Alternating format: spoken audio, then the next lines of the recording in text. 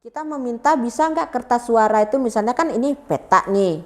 Mungkin di sudut kanan atas tuh agak dipotong mereng untuk menentukan bahwa itu kertas itu bagian atas gitu.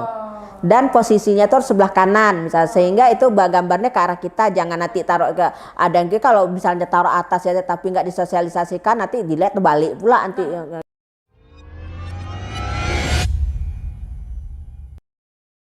Berarti sosialisasi seperti apa yang kedepannya diharapkan oleh teman-teman disabilitas nih, mewakili dari KL ini?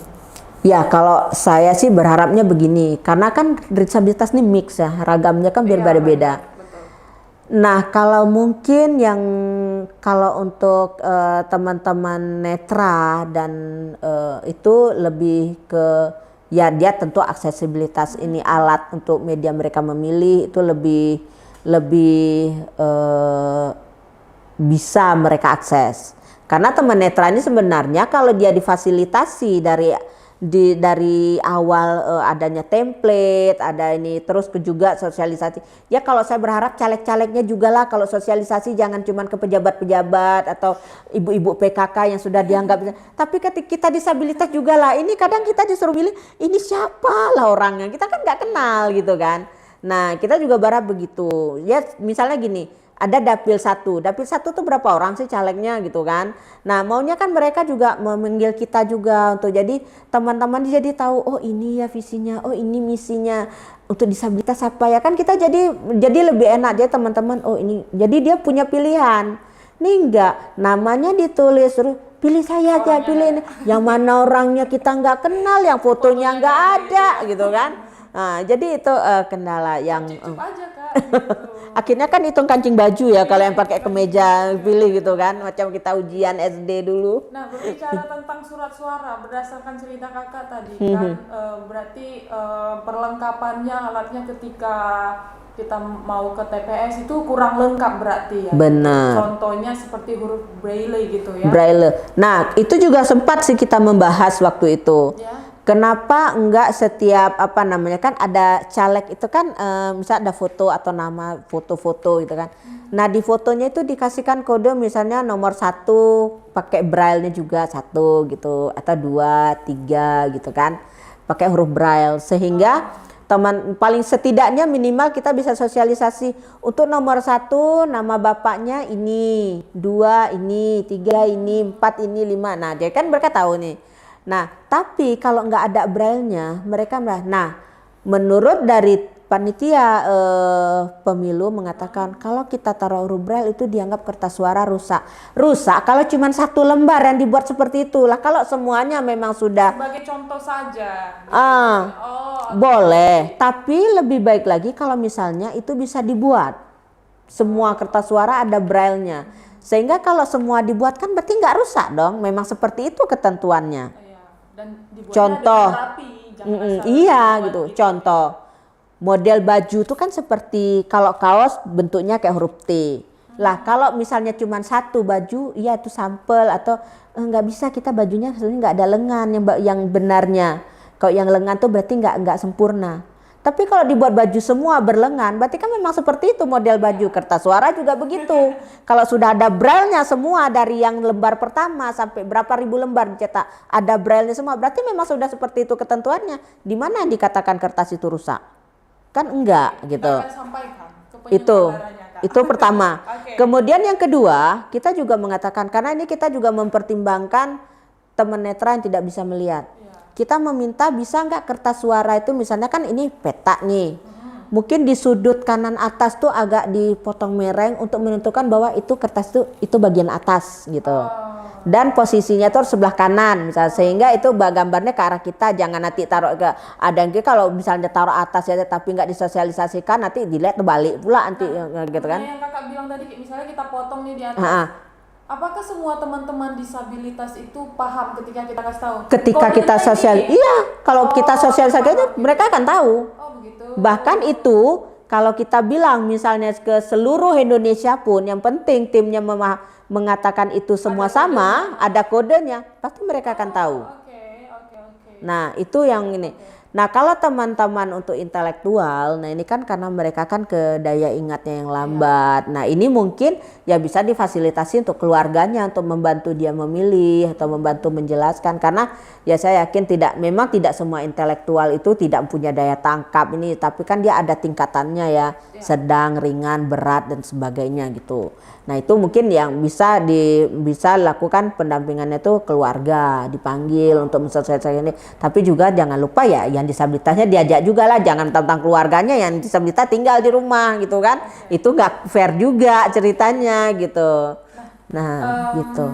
Evri pengen tahu nih Kak, gimana sih para penyelenggara pemilu itu, apakah mereka care atau uncare kalau menurut kita? Iya nggak tahu kalau dengan saya ya, kalau yang di kemarin iya mungkin itu ya bedanya ya.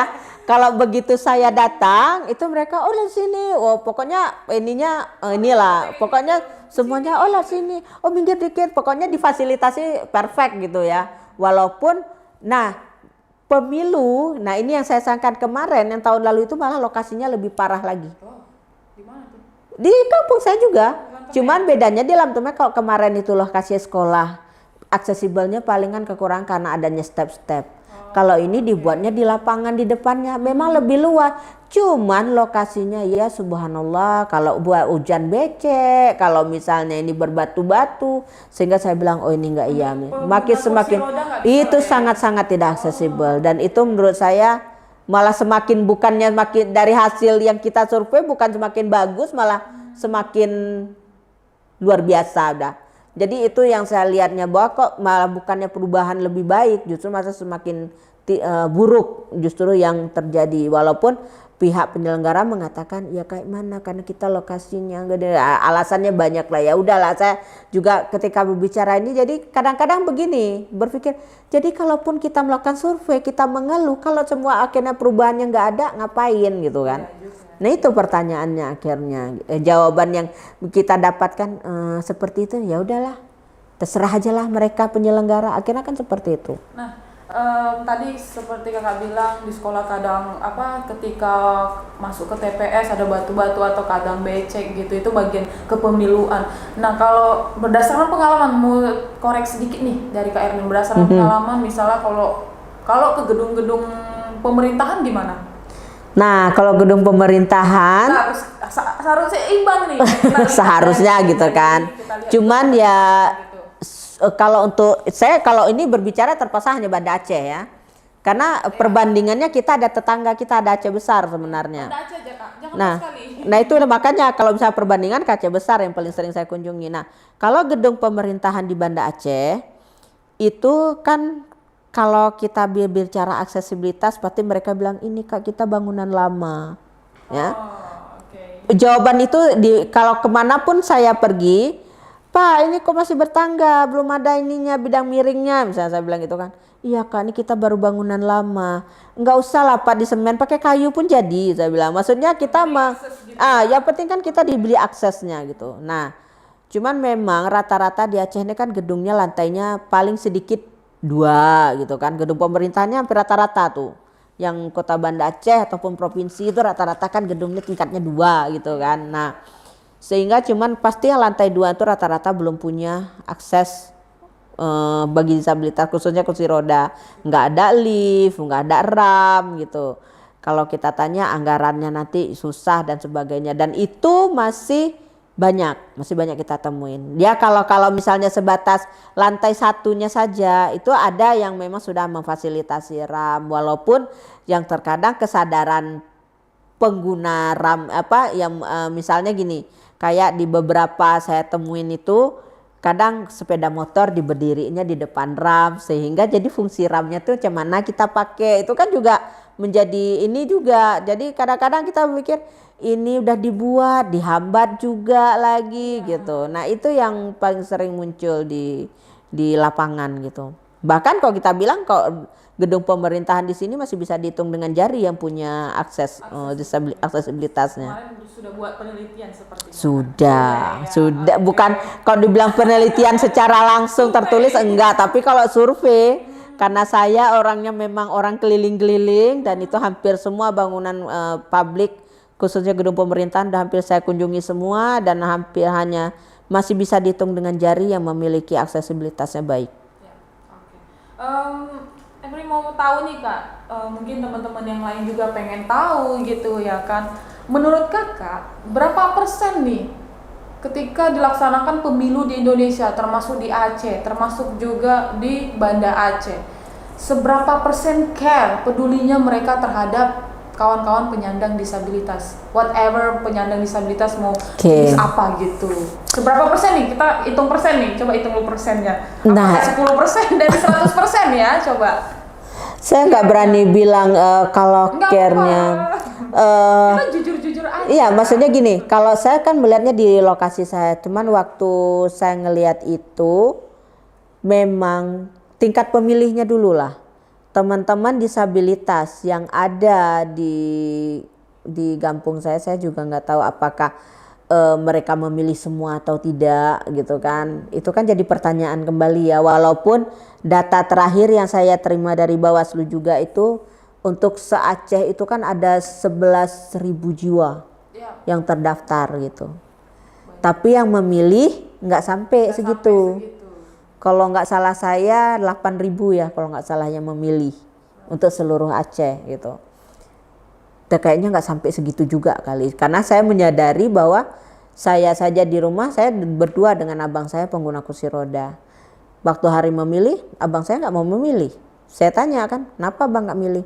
Nggak kenal abang siapa tuh orang-orang yang di situ. Itu jawabannya, ya kan pilih aja nggak apa-apa. Itu jawaban saya ke dia. Ya kan pilih aja, terserah abang yang merasa abang. Apa abang mau lihat gantengnya, cantiknya, saya bilang gitu kan. Alah, malas abang. Nanti kalau kita pilih pun nggak ada juga kan yang berubah untuk disabilitas nih. Ya udah, terserah abang gitu. Sudah pasrah dia. Jadi saya mikir gitu. apa yang terjadi mungkin ya karena juga dia walaupun dia tidak aktif di organisasi tapi dia juga mengamati gitu kan. Terus dengan kegiatan saya dia juga kadang nanya-nanyain, jadi dia sudah ya saya rasa sih kayaknya nggak perlakuan apa namanya berapa care-nya itu ya mungkin tingkat berapa ya? 30% dari 100, belum ada setengah persen. Kayaknya nggak sampai setengah deh. Setengah juga ya. Seperti itulah mungkin ya menurut saya, karena memang juga ketidaktahuan petugas pemilunya itu terhadap bagaimana cara melakukan pendampingan atau pelayanan bagi penyandang disabilitas itu. Saya rasa begitu. Karena kenapa? Itu seperti saya bilang tadi. Bahkan kita untuk di Indonesia ini kan ada yang namanya PPUA. Pengawas pemilu pemilihan umum aksesibilitasnya. PPUA itu memang khusus untuk disabilitas. Ya, tapi itu tidak berjalan. Mereka berjalan itu hanya sebatas ya waktu pemilunya saja. Hanya untuk survei lokasi mana yang akses, berapa banyak disabilitas yang memilih. Nah, padahal saya berharapnya kemarin itu cuman karena bukan saya yang di PPUA-nya, saya berharapnya itu bukan hanya sebatas berapa banyak disabilitas yang memilih di per TPS, kemudian apa namanya bagaimana aksesibilitas, bukan hanya itu. Saya sebenarnya kalau saya yang diminta, saya akan bertanya langsung ke petugasnya, bagaimana cara Bapak menangani teman-teman disabilitas ketika mereka datang. Kita kan perlu tanya itu sebenarnya, apa kendala di lapangan ketika ada teman-teman disabilitas yang hadir ke sana. Bagaimana Bapak mengetahui dia disabilitas atau bukan, karena disabilitasnya kan ragamnya, tidak semuanya bisa dilihat kasat mata. Intelektual nggak bisa dilihat kasat mata tentunya. Tuli kalau dia tidak berbicara bahasa isyarat, kita nggak tahu dia disabilitas apa enggak. Kan Every juga cukup tahu lah bagaimana teman-teman tuli. Ketika mereka hanya duduk diam, apakah kita tahu dia disabilitas atau enggak? Kita akan tahu dia disabilitas ketika dia sudah mulai melakukan komunikasi. Nah itu. Nah hal-hal itu. Nah petugas pemilu, apakah dia paham kalau misalnya ada teman tuli datang, duduk di bangku antri, dia duduk, nama dia misalnya disebutkan nih nomor dia, misalnya nomor sekian-sekian, dia kan nggak dengar, dia lale sendiri. Nah apakah petugasnya aware tentang itu? Itu belum tentu. Nah ini pesan penting nih buat Nah, para penyelenggara. ya itu ya menurut saya. Kekuasaan ya. Nah, kalau mungkin teman intelektual, dia pasti akan ditemani sama orang tuanya. Teman tuli kan belum tentu, karena teman tuli cukup mandiri. Iya. Mereka cukup mandiri dan tidak semua tergantung gitu kan. Mereka bahkan ketergantungan sama orang lain itu sangat kecil sekali ya gitu, karena mereka merasa bahwa mereka bisa melakukan itu sendiri. Nah, sekarang aware-nya kita terhadap kehadiran mereka itu apakah ada? Nah, itu kan pertanyaan kembali.